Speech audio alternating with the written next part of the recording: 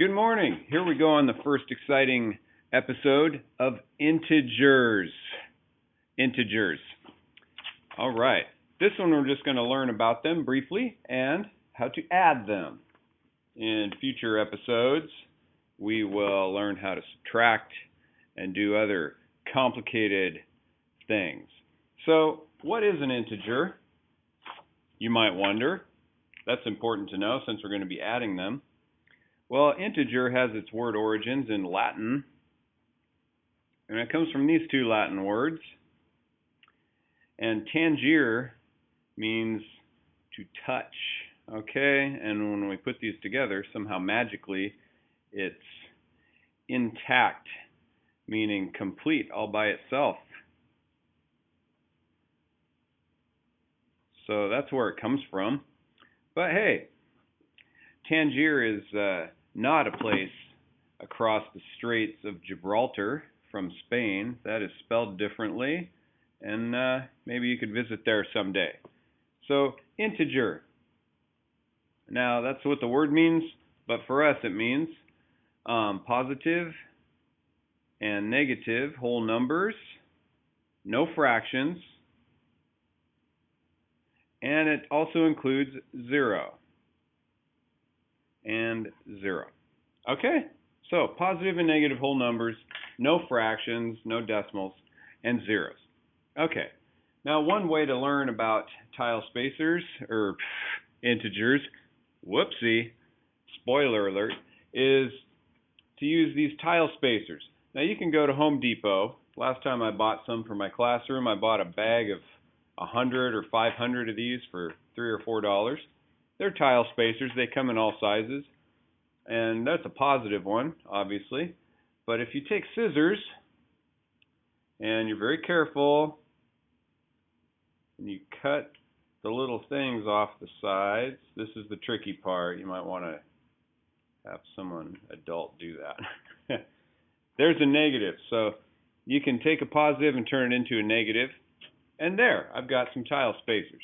Okay, these represent, which I can then draw, that represents a positive integer, and the other one represents a negative. Now, if you don't have these to hold in your hand, just use these drawings. It's super helpful, and you're about to find out why. Okay?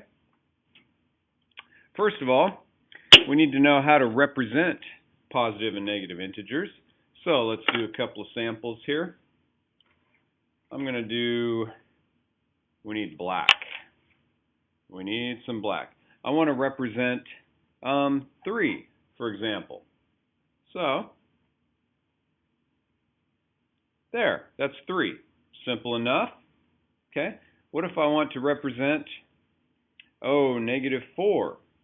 Well, I would get 4 negatives. Literally, right? There's -4. Sorry to go Peter Brady on you there. All right, that's -4. How do we represent 0? This is tricky, maybe. Oh, my pen is running dry. How do we represent 0? Well, if there's just nothing there, that's 0, right? But it's hard to tell someone to look at nothing. So perhaps this is a good way to do it, right? We have one positive and one negative.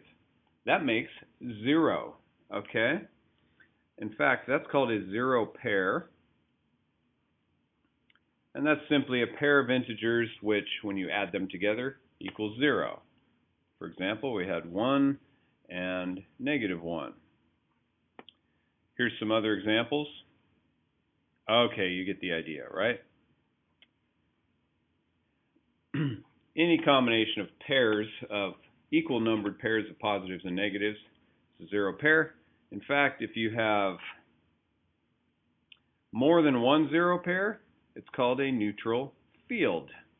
If I mention neutral field, I'm talking about something like this. More than one 0 pair. Okay, so we got some of our vocabulary out of the way, and we practiced how to represent single integers. Now it's time to do a couple of problems, and that'll be the lesson for adding integers.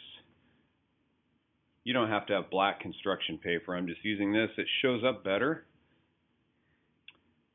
on this document camera. Okay, so let's start with a simple problem. 3 plus 2. Now, I know that you already know the answer to this, but we're learning about integers now.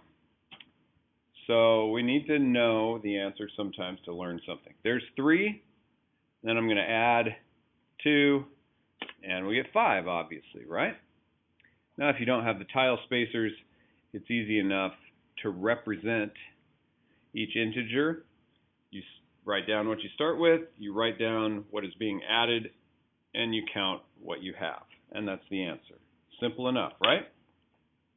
What if we do a positive plus a negative? Okay?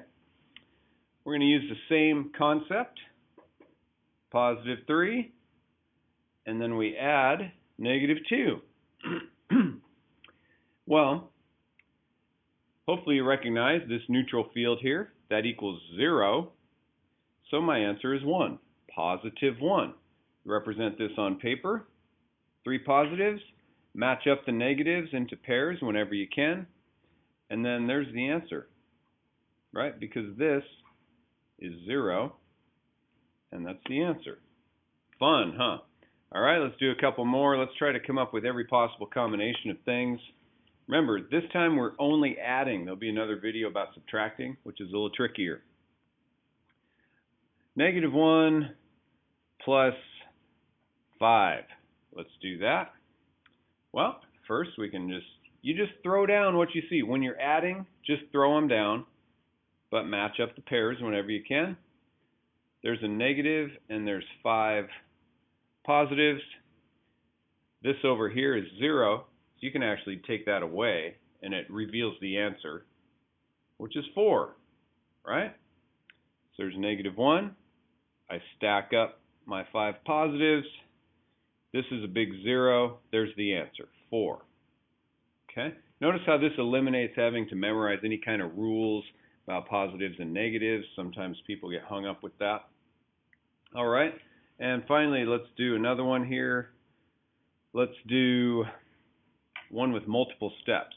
We'll go negative 2 plus 4 plus negative 3. Okay? Very simple. You just keep to the same technique. There's the negative 2. Then I add 4 positives.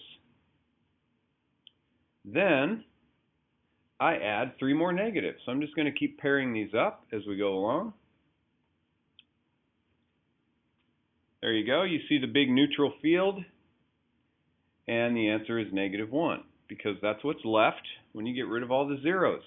Once again, if you're going to draw this, there's negative 2. There's positive 4. There's negative 3. All this adds up to 0.